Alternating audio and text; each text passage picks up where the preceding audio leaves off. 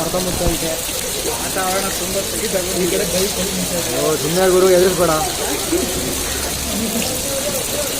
ಹೋದ್ರೆ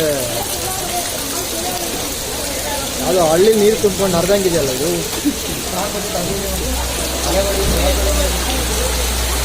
ಸಮುದ್ರದ ಅಲೆ